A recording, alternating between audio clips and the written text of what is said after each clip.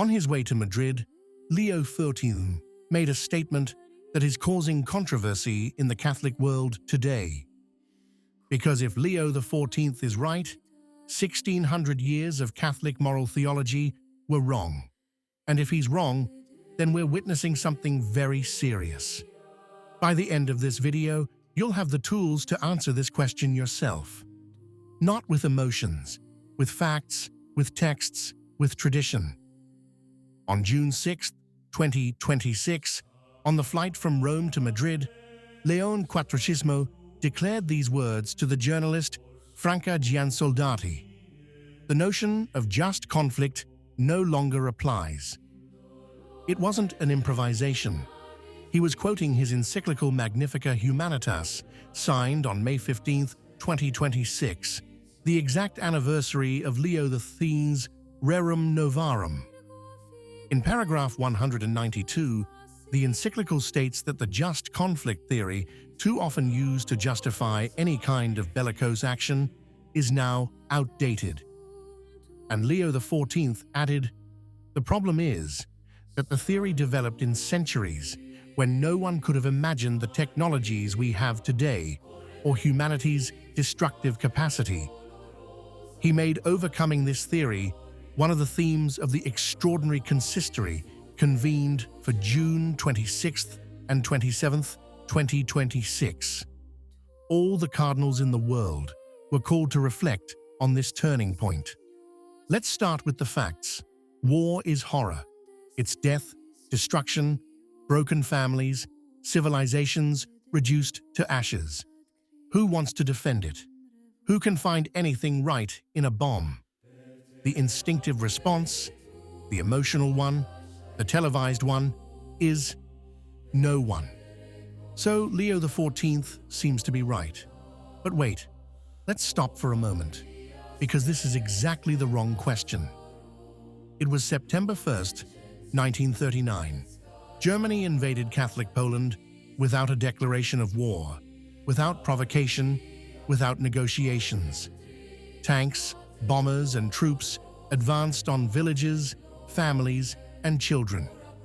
At that moment, a Polish soldier, taking up his rifle to defend his country, his family, his children, was he committing a moral or immoral act? Was he doing the right thing or the wrong thing? The answer is obvious. He was wrong. The defender and the aggressor become morally equivalent. Violence is always wrong, whoever commits it and for whatever reason. This is exactly the point where the question stops seeming simple. So much for the facts, but there's a deeper question. Why did the Church develop this theory for 1600 years if it hadn't already understood that war is horror? Saint Augustine of Hippo, who died in the year 430, a doctor of the Church, one of the founding fathers of Western theology, was not a warmonger. He was a bishop who knew the cost of blood.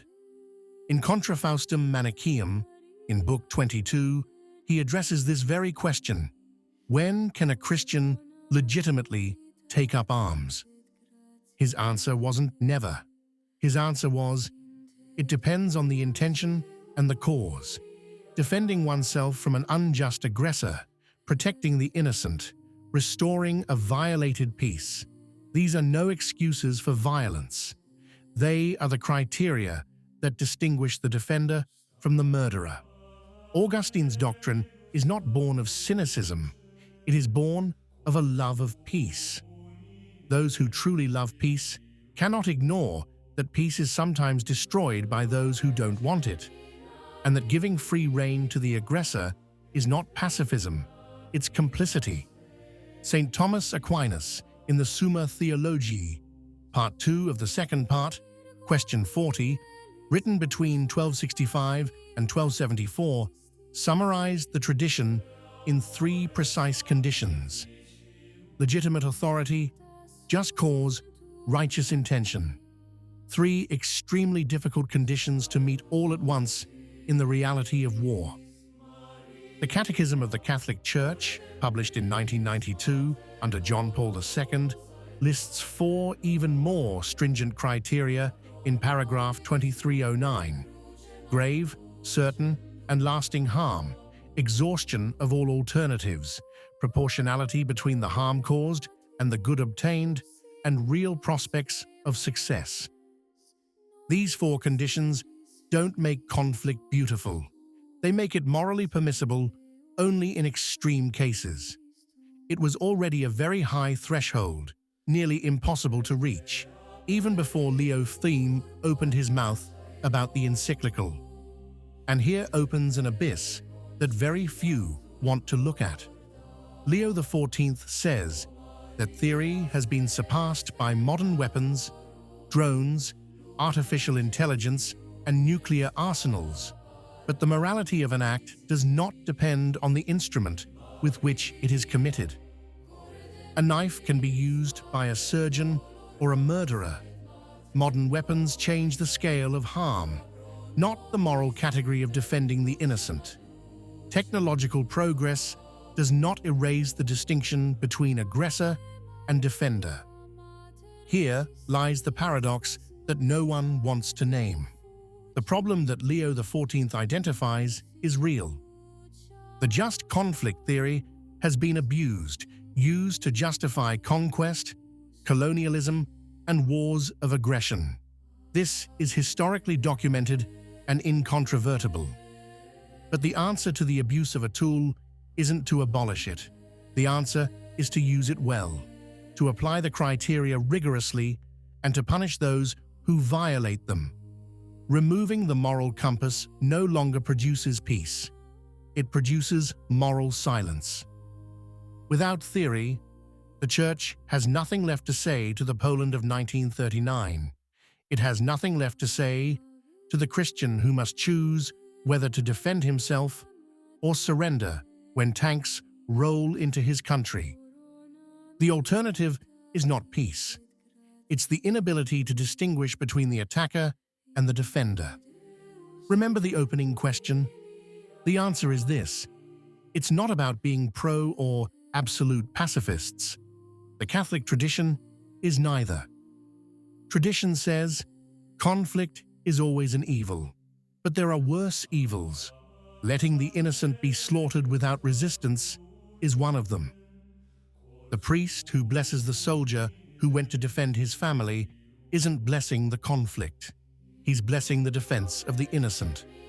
Saint Augustine and Saint Thomas didn't build that theory because they loved conflict.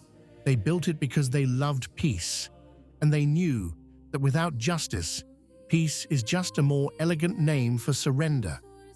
Leo XIV has the right to express his pastoral vision. He has the right to warn against the abuse of theory.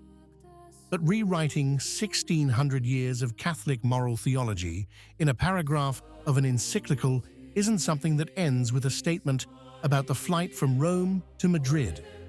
Saint Thomas Aquinas is still there. Saint Augustine of Hippo is still there. Paragraph 239 of the Catechism is still there. And the Polish soldier of 1939 was right to fight. What do you think? If you liked the video, comment Amen. God bless you.